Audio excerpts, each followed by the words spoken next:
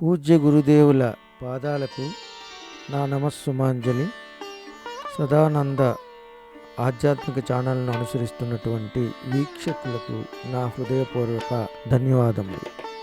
మహాకుంభమేళ 13 జనవరి నుండి 26 ఫిబ్రవరి 2025 వరకు 45 రోజులు జరిగే భారతదేశంలోని ఉత్తరప్రదేశ్ రాష్ట్రంలో అలహాబాద్, ప్రయాగరాజ్ జిల్లాలో గంగా, యమున, సరస్వతి నదుల త్రివేణి సంగమం వద్ద జరుగుతుంది. ఇది 144 ఏళ్లకు ఒకసారి జరుగుతుంది.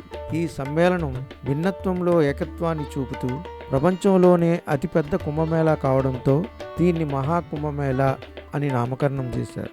ఈ కుంభమేళ 45 రోజుల పాటు సాగింది. మా పిల్లల ప్రోద్బలంతో మహాకుంభమేళాకు 21 ఫిబ్రవరి 2025 రాత్రి 9 గంటలకు ఉండే విశాఖపట్నం నుండి రాయ్పూర్ జంక్షన్కు వెళ్లే కోర్బా ఎక్స్ప్రెస్ ట్రైన్ను బుక్ చేసుకున్నాం. ఆ రోజు రాత్రి నేను మా అర్ధాంగితో కలిసి రైలు ప్రయాణం మొదలుపెట్టాం.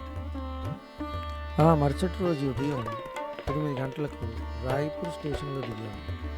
ఆ తర్వాత ప్రయాగరాజ్ వెళ్ళడానికి ముందుగా మేక్ మై ట్రిప్ ద్వారా ఆన్లైన్లో బుక్ చేసుకున్న ఏసీ బస్సులో 22 ఫిబ్రవరి మధ్యాహ్నం 4 గంటలకు మరలా మా ప్రయాణం మొదలుపెట్టాం. ఉదయం 8 గంటల నుండి మధ్యాహ్నం బస్సు బయలుదేరే వరకు రాయ్పూర్ రైల్వే స్టేషన్కు ఎదురుగా ఉన్న ఒక విష్ణు ఆలయం వద్ద ఆటోలో బస్టాప్ వరకు వెళ్ళాం. ఆ బస్టాప్ సమీపంలో ఉన్న శివాలయంలో సేదతీరాం. అక్కడ శివాలయంలో ఆ మహాదేవునికి స్వీయ అభిషేకం చేసుకున్నాం.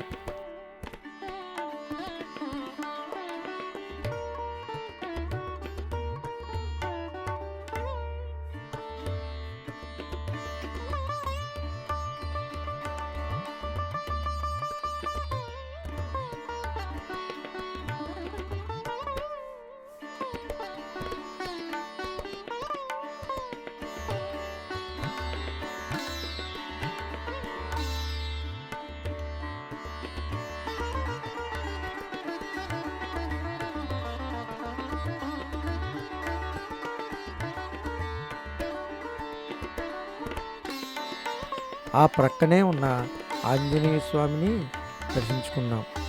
బస్టాప్లో ఉన్న ఒక హోటల్లో పలహారం తిని మా ప్రయాణాన్ని కొనసాగించాం. బస్టాప్లో కొంత సమయం గడిపిన తర్వాత మేము బయలుదేరే బస్సు చాలా లేటుగా వచ్చింది.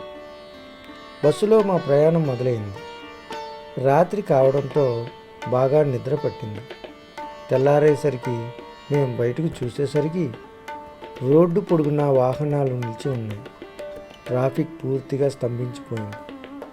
ట్రాఫిక్ జామ్ అన్నమాట. మా బస్సు అడుగు అడుగు కదులుతుంది. బస్సులో మాకు 2 అబ్బాయిలు కలిశారు.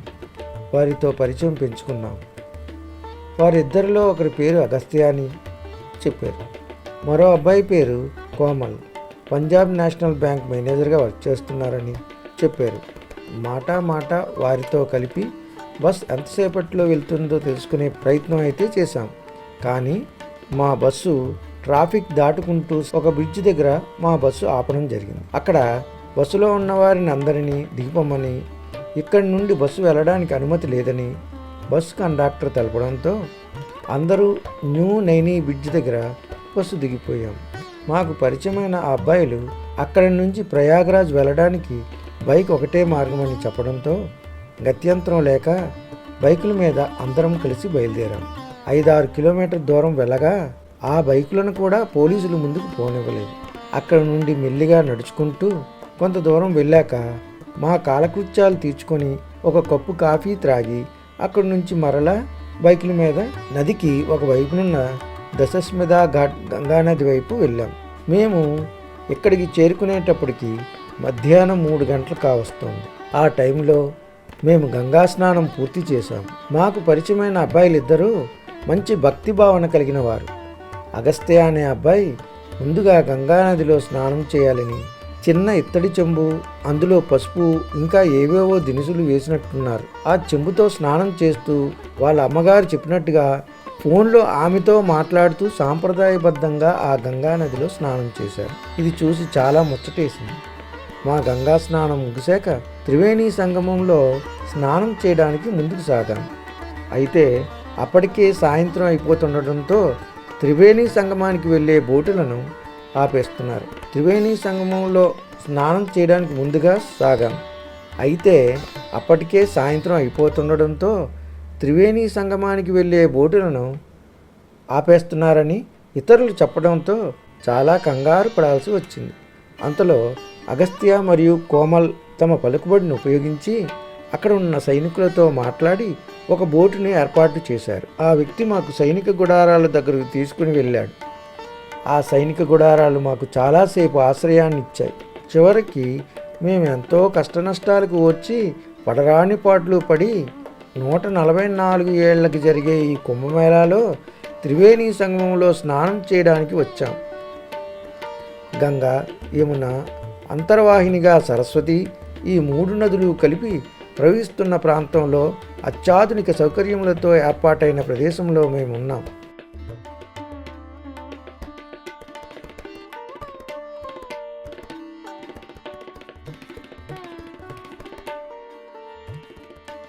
మన దేశ రాష్ట్రపతి ద్రౌపది ముర్ము గారు, మన ప్రధాని మోడీ గారు మొదలైన ప్రముఖులు, యోగులు, అఘోరాలు, నాగసాధువులు, బాబాలు మొదలగు దైవాంశ సంభూతులు స్నానం చేసిన ప్రదేశం అది.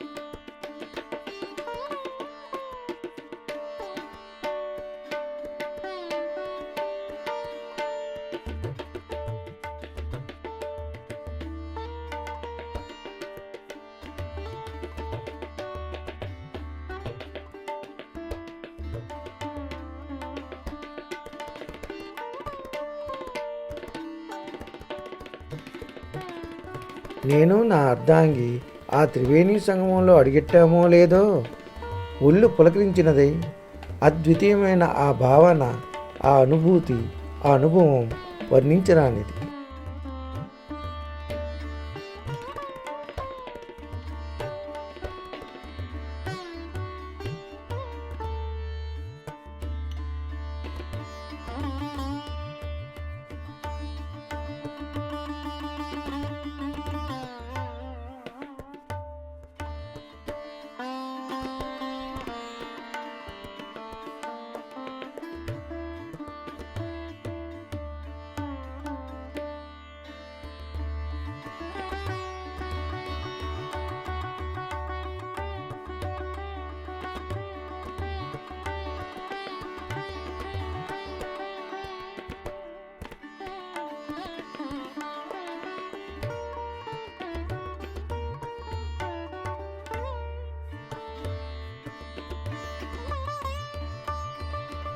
ఎన్నో జన్మల పుణ్యఫలం ఉంటే గాని ఇలాంటి ఒక అనుభవం మరలా మరలా రాదు.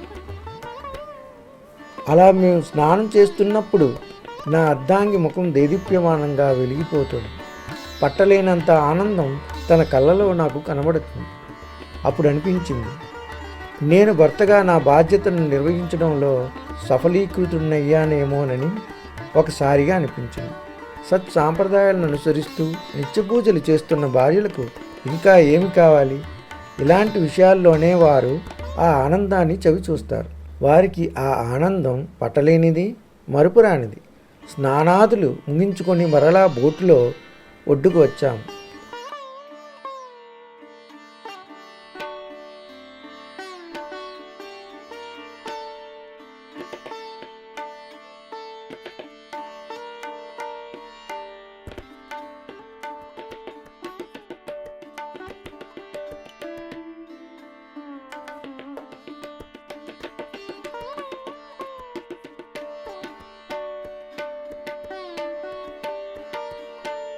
ఆ అబ్బాయిలిద్దరికీ మేమిద్దరం కృతజ్ఞతలు తెలిపాం.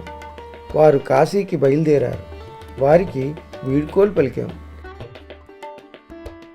మేము నదికి ఒకవైపునున్న దశస్మదా ఘాట్ పక్కనే ఉన్న శ్రీ హరి జగన్నాథ్ శాస్త్రి ఆశ్రమానికి బయలుదేరాం. ఆ ఆశ్రమంలో ఆ రాత్రి గడిపాము. ఉదయాన్నే లేచి కాలకృత్యాలు స్నానపానాదులు ముగించుకొని అక్కడే మేము తెచ్చుకున్న సామాన్లు ఉంచి ప్రయాగరాజ్, పూర్వం దాని అలహాబాద్ అనేవారు,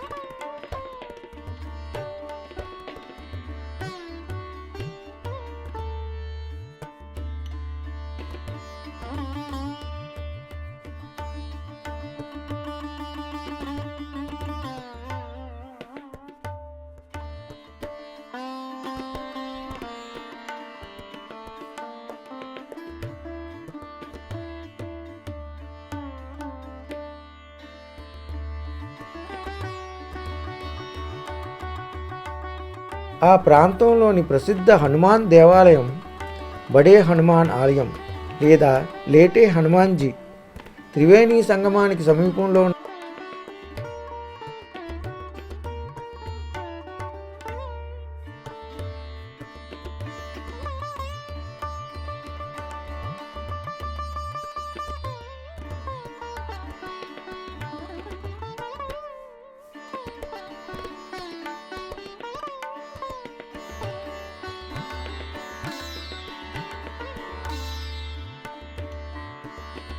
ఉన్న ఈ ఆలయంలో హనుమంతుడు సుమారు 20 అడుగులు పొడవుతో శయనించి పడుకున్న భంగిమలో భూగర్భంలో దర్శనమిస్తాడు. ఇది ప్రపంచంలోనే చాలా అరుదైన విశిష్టమైన హనుమాన్ ఆలయం. ఆ ఆలయాన్ని మేము దర్శించుకున్నాం.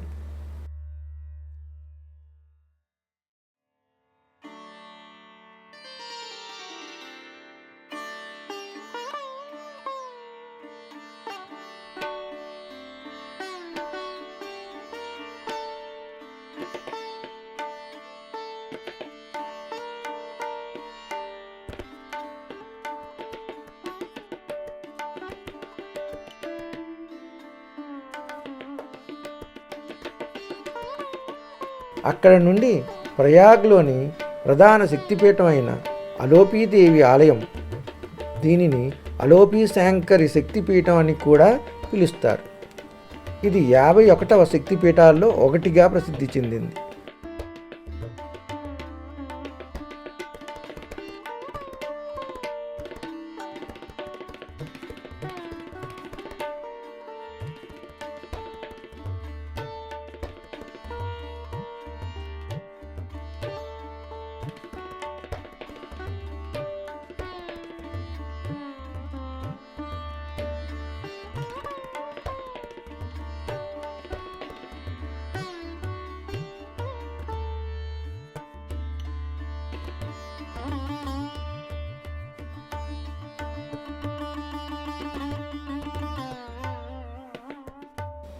ఈ ప్రదేశంలో సతీదేవి కుడి చేతి వేళ్లు పడ్డాయని నమ్ముతారు.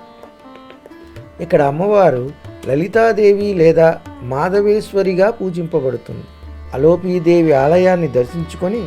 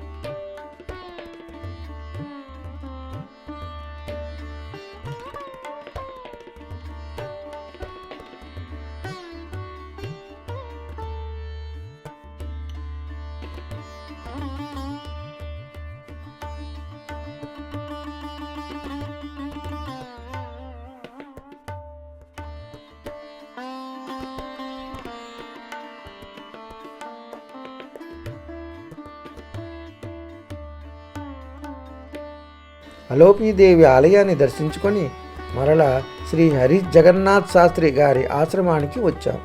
ఆశ్రమం నుండి మరలా బైక్ మీద ప్రయాగరాజ్ రైల్వే స్టేషన్కు మా సామాన్లు తీసుకొని బయలుదేరాం. మేము అక్కడి నుండి కాశీకి ట్రైన్లో బయలుదేరాం.